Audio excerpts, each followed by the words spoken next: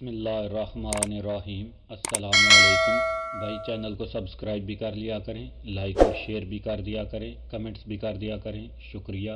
चलते हैं कहानी की तरफ। अपने लड़के को अच्छी तरह से समझा दो, अगर आइंदा इसने ऐसी हरकत की या मेरी हुक्म अदूली की तो अपने कदमों से पाकिस्तान पहुंचने के बजाय 4 लोग इसके कफन बक्स अपने कंधों पर उठाकर इसके बाप के पास जाएंगे। रानी खुद भी अपने लड़के की खुदसरी से नालां थी। मेरी बात सुनकर कहने लगी, इसके साथ जो मुनासिब समझो वही सलूक करो। मुझे तो मेरी सोनिया मिल गई है और अब मेरा दिल इस ख्याल से ही तड़प उठता है कि बहुत जल्द इससे जुदा होना पड़ेगा। मैंने रानी को राजा त्रिदेव से होने वाली गुफ्तगू का बताया और कहा, मुझे ऐसा महसूस होता है कि राजा सिर्फ अपने जवाहरात में ही दिलचस्पी रखता है। मैं आइंदा 2-3 रोज़ में 2 दिनों के लिए सिंगापुर जा रहा हूँ। वहाँ की जवाहरात की मार्केट नहायत माकूल कीमत पर इन्हें फ़रोख्त किया जा सकता है। अगर तुम चाहो तो सोनिया के लिए जो जवाहरात तुमने अलग रखे हैं इन्हें भी वहीं फ़रोख्त कर दिया जाए। रानी ने फ़ौरन ही अपने सूटकेस में से जवाहरात से भरी चमड़े की एक बड़ी थैली निकाल कर मुझे दी। मेरे जहन में यकायक एक ख्याल आया। मैंने रानी को कहा, जैसे कि मैं तुम्हें पहले बता चुका हूँ, राजे को सिर्फ जवाहरात से दिलचस्पी है जिनसे वो अपनी भरपूर अय्याशी करने की आरज़ुएं पूरी करना चाहता है।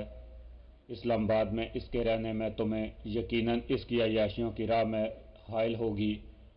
जवाहरात तुमने बैंक लाकर में रखवा दिए हैं और इसी शर्त पर तुम इन्हें राजा को दोगी अगर वो तुम्हें कराची में मुस्तकिल रहने की इजाज़त दे। राजी की बीवी भी तुम्हारे साथ ही रहेगी और सोनिया हर वक्त तुम्हारी आंखों के सामने होगी। मुझे यकीन है कि राजा तुम्हारी शर्त फ़ौरन मान जाएगा, क्योंकि जहाँ तक मैं समझता हूँ वो खुद भी तुम्हें अपने साथ रखना पसंद नहीं करेगा। रानी को मेरी तजवीज़ बहुत अच्छी लगी और यही फ़ैसला हुआ कि मोरोसी जवाहरात को बैंकॉक के किसी मोतबर बैंक के लाकर में रखवा दिया जाए। मैं जानता था कि हमारे पाकिस्तान पहुंचने पर अपने जवाहरात न मिलने पर राजा चिरागपा हो जाएगा और ऐन मुमकिन था कि मेरे खिलाफ कोई कार्रवाई करे। लेकिन एक तो रानी के मेरे हम नवा होने और दूसरे पीपल पार्टी की हुकूमत के डामाडोल होने के बायस इसके लिए शायद ये मुमकिन ना होता। कैसर और राजी ने भी हमारे साथ होना था और हमारा असला भी, जिसने अब तक हमारे तमाम मुखालफिन को जहन्नम रसीद किया था, वहाँ भी हमारे तहफ़्फ़ुज़ के लिए इस्तेमाल हो सकता था। जवाहरात बिलाआखिर राजा को ही मिलने थे और इनके असूल के लिए राजा को रानी की ख्वाहिश के आगे झुकना ही पड़ता। शाम को मैंने मुजम्मल को फ़ोन किया और हमने तय किया कि ठीक 1 माह बाद बैंकॉक के इंटरनेशनल प्लाज़ा होटल में वो जेसीओ सिपाहियों और अगर मुमकिन हुआ तो मेरी शर्त पर अमल करने और साथ देने वाले पाकिस्तान के हामी साथियों के साथ मुझे मिलेगा और हम में से जो भी पहले आएगा वो 15 रोज़ दूसरे का इंतज़ार करेगा। अगले रोज़ सुबह ही मैंने बैंकॉक के बैंक ऑफ अमेरिका में अकाउंट खोलकर 1 लाख में जवाहरात अपने नाम से रखवा दिए। बाद दोपहर में ओरिएंटल होटल में खुनसा के नुमाइंदे से मिलने गया। ठीक 3 बजे सफ़ेद सूट पर सुर्ख गुलाब लगाए एक शख्स होटल की लॉबी में आया और रस्मी अलैक्स लैग के बाद मुझे अपनी गाड़ी में लेकर बैंकॉक के दूसरे हिस्से में ले गया, जिसे समंदर पर बने एक पुल ने मिला रखा है। वहाँ रिहायशी फ्लैटों के एक कैंपस में मुझे एक शानदार फ्लैट में ले जाया गया। ड्राइंग रूम में बैठे चंद मिनट ही गुजरे होंगे कि खुनसा और उमर खान अंदरूनी कमरे से गट्ठे ड्राइंग रूम में दाखिल हुए और मैं हैरान रह गया जब नंबर 2 और इसके साथी भी इनके पीछे ही इस दरवाजे से ड्राइंग रूम में आकर बाअदब खड़े हो गए। खुनसा और उमर ने बड़ी गर्मजोशी से मुझसे हाथ मिलाया और सोफ़ों पर बैठ गए। खुनसा और उमर के चेहरों पर मुस्कुराहट थी। हम सब खामोश थे। खुनसा ने اس سکوت کو توڑتے ہوئے کہا، میرے آدمیوں کو بلا وجہ ہلاک کرنے والوں کو میں اذیت ناک موت سے دوچار کرتا ہوں۔ تمہاری حفاظت کے لیے بھیجے گئے لاؤسیوں کی ہلاکت کی ذمہ داری تم پر عائد ہوتی ہے، اس لیے میں نے تمہیں یہاں بلوایا تھا، لیکن تمہارے ساتھ بھیجے گئے ان تھائیوں نے جب مجھے اصل حقیقت بتائی اور میرے ایک خاص معتمد ساتھی کے میرے خلاف سازش کا بتایا تو مجھے احساس ہوا کہ لا علمی میں رہتے ہوئے تم نے مجھ پر بہت بڑا احسان کیا۔ وہ غردار اب تک اپنے انجام سے دوچار ہو چکا ہوگا۔ میں نے ہی تمہارے تھائی ساتھیوں کو اس ہدایت کے ساتھ یہاں 2 بجے بلوایا تھا کہ تمہیں نہ بتایا جائے۔ تمہارا نمبر 2 تم سے اتنا متاثر ہو چکا ہے کہ جب میں نے اسے صحیح صورتحال جاننے کے بعد انعام دینا چاہا تو اس نے انعام میں عمر کے گروہ سے علیحدگی اور تمہارے آئندہ مشنوں میں تمہارا ساتھ دینے کی خواہش کا اظہار کیا۔ اصولی طور پر ہمارے گروہ میں جب کوئی شامل ہوتا ہے تو ہم اسے کسی صورت علیحدہ نہیں کرتے، لیکن اس کی خواہش اور تمہارا احسان کے بدلے ہم اس اصول کو توڑنے پر بھی تیار ہیں۔ اگر تم بھی اسے اپنے ساتھ شامل کرنا چاہتے ہو تو ہم اسے باخوشی اجازت دیں گے۔ مستان سے بھی کل رات فون پر گفتگو ہوئی ہے۔ تمہارے آئندہ کے ارادے جان کر مجھے بہت خوشی ہوئی کہ تم اپنے وطن دشمنوں کو ملیہ میٹ کرنے کا فیصلہ کر چکے ہو۔ میرے پاس تمہارے بہت کارآمد معلومات ہے۔ کٹمنڈو میں تم نے جس اسرائیلی موساد کی ایجنٹ لڑکی کی جان بچائی تھی وہ بھی تمہارے اخلاق سے بہت متاثر ہے اور اتفاقاً آج کل یہیں پر ہے۔ اس نے موساد کو چھوڑ کر میرے پاس پناہ لی ہے۔ وہ بھی موساد کی زیادتیوں سے نالاں ہو چکی تھی۔ اس کے پاس بھی تمہارے لیے موساد کی بہت سی اندرونی خبریں اور مفید اطلاعات ہیں۔ اگر تم چاہتے ہو تو کل 11 بجے وہ تم سے یہیں مل سکتی ہے۔ تمہیں اپنے مشنوں کی تکمیل کے لیے جو کچھ بھی اور جہاں بھی درکار ہوگا بلا تکلف مجھے بتا دینا۔ میرا نمائندہ جو آج اورینٹ ہوٹل میں تمہیں ملا تھا ہر روز رات تم سے 10 بجے فون پر رابطہ کرے گا۔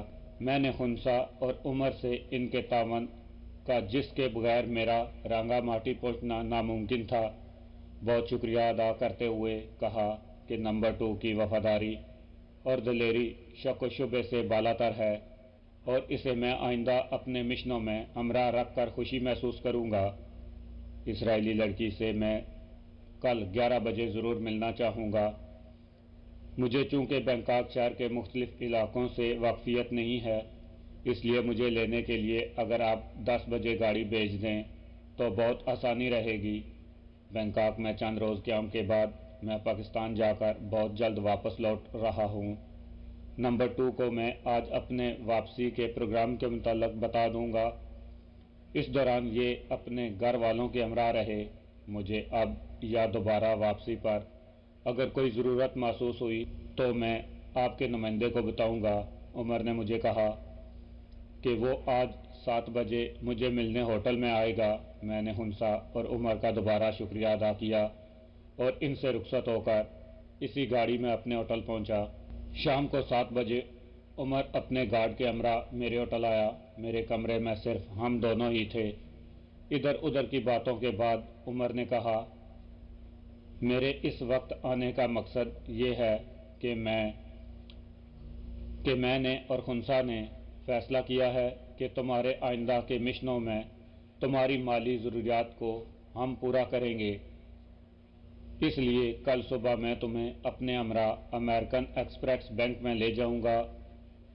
وہاں جا کر $20 لاکھ کے تمہارے نام کے ٹریول چیک بنوا دوں گا۔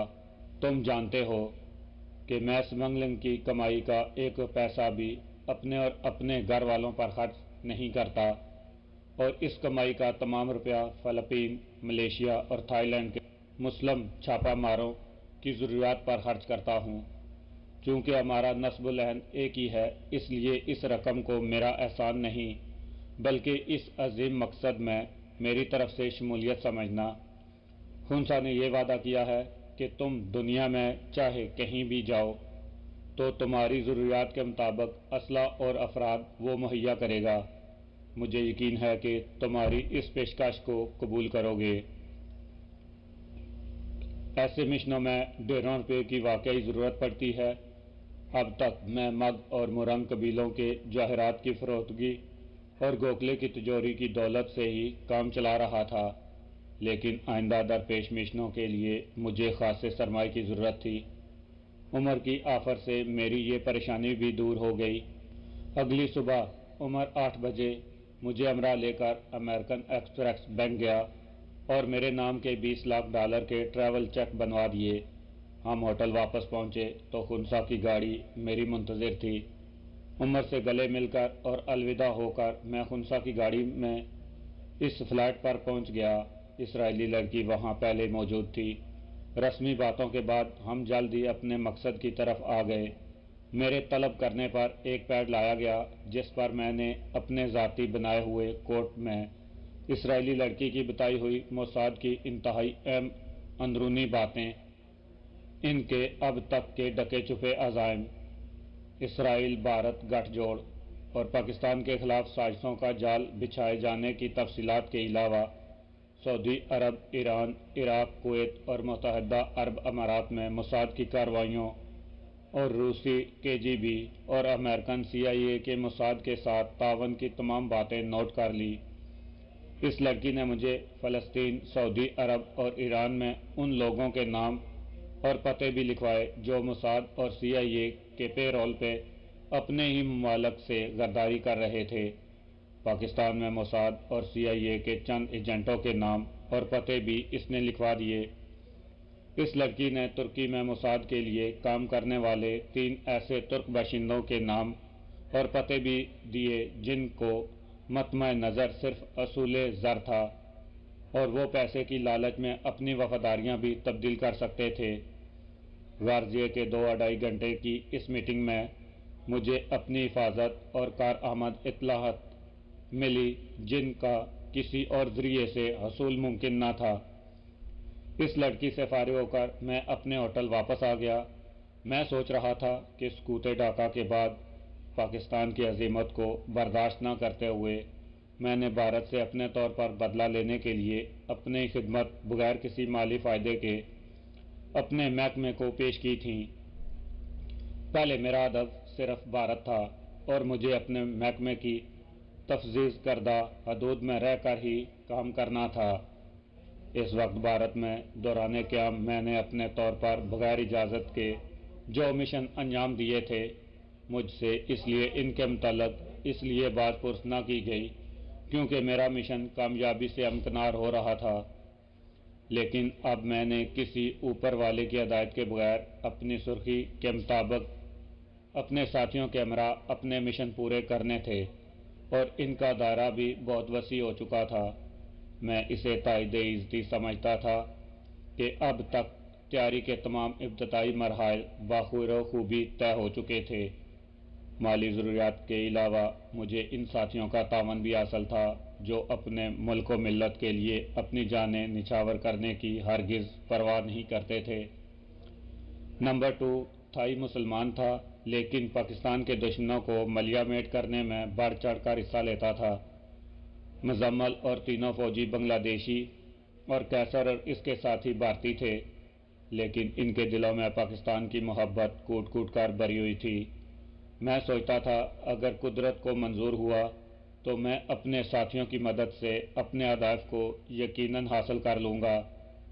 اسرائیلی لڑکی سے ہی مجھے پہلی بار علم ہوا کہ امریکی وزیر خارجہ ہیری کسنجر یہودی النسل ہے اور مسلمانوں سے اس کی نفرت انتہا سے بڑھی ہوئی ہے۔ اس لیے اس نے پاکستان آ کر ایٹمی ریسرچ کو بند نہ کرنے پر عبرتناک انجام کی دھمکی دی تھی۔ پاکستانی سفارتخانے میں جانے کا پروگرام میں نے ایک تو اپنی مصروفیات اور دوسرا اپنے ہمراہیوں کو سکھانے پڑھانے کی وجہ سے ایک دن کے لیے ملتوی کر دیا تھا۔ میں چاہتا تھا کہ اگر سفارتخانے میں اگر ان سے کوئی سوال پوچھا جائے تو وہ اس کا مناسب جواب دے سکیں۔ مجھے یہ بھی خدشہ تھا کہ راجے کا بیٹا وہاں جا کر میرے اور میرے ساتھیوں کے متعلق उलट पलट बातें न कर दे। कैसर और राजी से मशवरे के बाद मैंने ये फैसला किया कि अगर किसी कैसर और राजी से मैंने मशवरा किया मैंने ये फैसला किया कि अगर ऐसी सूरत पेश आई तो हम ये कहेंगे कि ये नीम पागल है।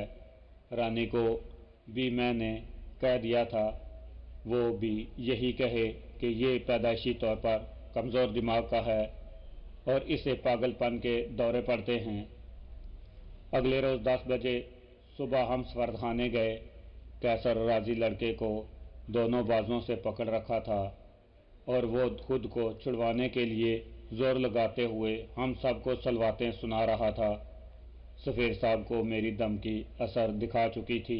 बगैर किसी सवाल जवाब के हम पासपोर्ट बनवाने लगे तो मुझे एक एहलकार ने कहा कि सफ़ीर साहब ने सिर्फ पाकिस्तान जाने के लिए एक तरफा पासपोर्ट बनाने का कहा है। ये सुनकर मैंने पाकिस्तानी अमले के पासपोर्ट बनाने से रोक दिया और ख़ुद सफ़ीर के कमरे के दरवाजे पर दस्तक देकर अंदर चला गया।